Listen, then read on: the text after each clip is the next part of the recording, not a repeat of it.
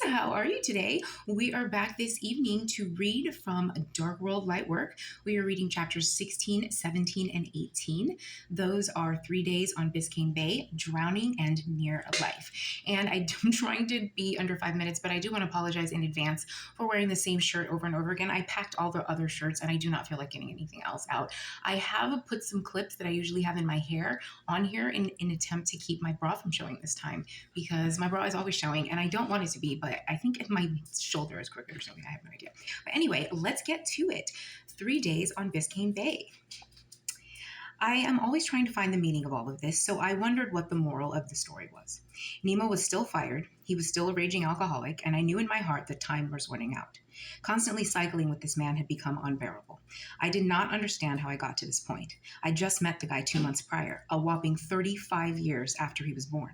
How did I get all tangled up in his life? And more importantly, why? I am by nature a loyal person. Whenever I focus my attention on someone, I consider it a high-level commitment.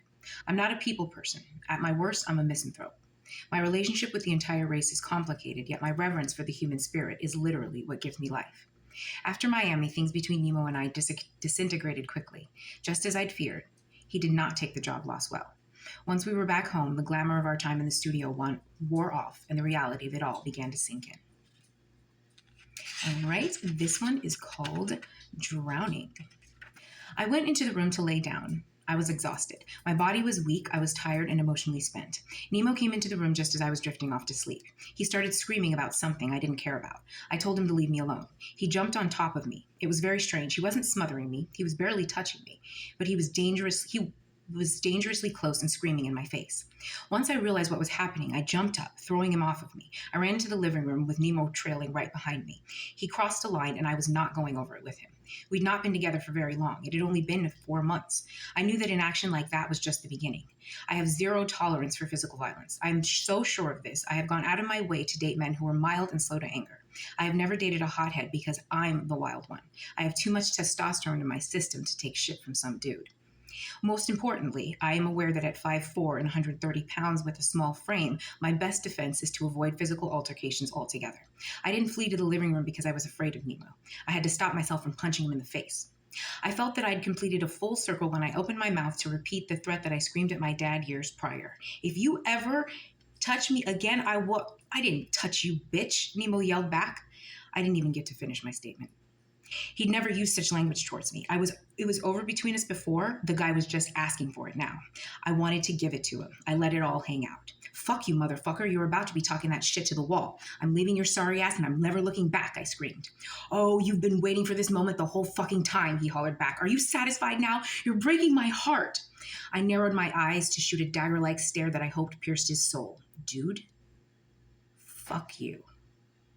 He snapped. He ran across the room and got right into my face. He was so close I could feel the spray of saliva miss my nose as he said, "Bitch, I will beat your ass." I was appalled. I gasped and slapped him across the face like a damsel from a 1950s detective movie. He acted like I threw him out of a window. The way he screamed and cried was off-putting. It made me want to smack him again. I had zero sympathy. Motherfucker, will you shut the fuck up? You're the bitch, and you better be glad I didn't beat your scrawny ass, I snarled. At this point, I didn't feel comfortable staying in the house with him another second. Okay, and the last one is Near Life. I quickly got dressed and drove back up to Walmart. When I went into my grandmother's room to tell her that I was leaving, she wasn't there. I quickly ran down to the garage, fearing that she might be in there fiddling with the car again. When I walked in, I found her and my dad inspecting the hood. "Hola, kid. Your grandmother has finally done it," he exclaimed with a swipe of his hand through the air. "The car is destroyed."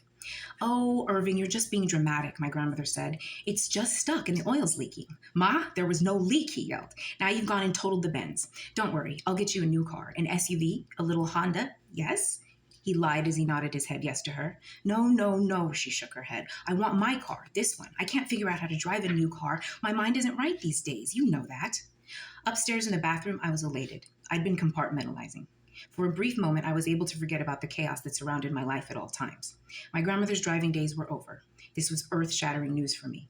Physically, she had the ability, but the symptoms of dementia had become too aggressive for her to safely continue the task. "Even if they can fix it, you can't drive it anymore. Joycey, it's too risky," I told her. "I don't want to forget how to drive a car," she cried. Moments like this were an arrow to the heart. The woman was my whole life, and soon she likely wouldn't even remember any of it.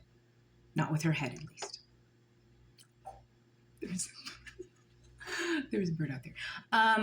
Okay, so that is it. Those are chapters 16, 17, and 18.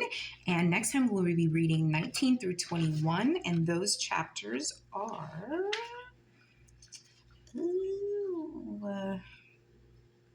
Rebirth, Born Again, and Still I Rise. See you next time.